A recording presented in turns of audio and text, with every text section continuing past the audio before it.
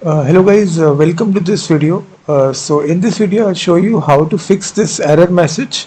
When you type React scripts and this error message comes right here, React scripts is not recognized as an internal or external command.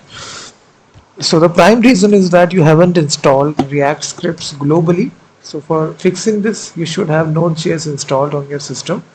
I'm using the latest version, which is 23.7.0.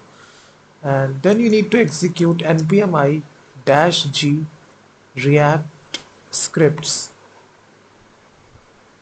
So this is a command here for globally installing React scripts inside your machine. Enter. So this will install some packages globally inside your system. So just wait for the command to finish, and it is just installing those packages. After this command, you will be able to access React scripts command very from your terminal. So this command is very much useful inside your React.js application if you want to run your React.js application from the terminal. So just wait for the command to finish.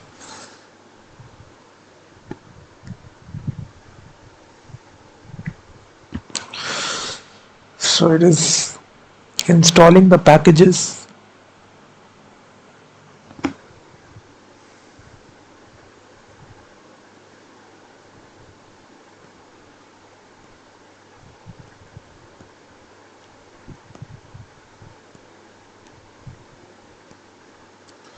So you can see it has added these packages. Now if you write the command react scripts, you will now see the command will be successful. You just need to provide the file. So you should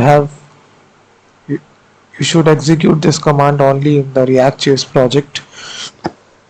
So you can see now the command is perfectly working. So you should have a React project, and in that project the command will work, but here the index.html file is not found. So you can fix this error message by simply installing this module globally. Thank you very much for watching this video. Also visit my website freemediatools.com, which contains thousands of tools regarding audio, video and image.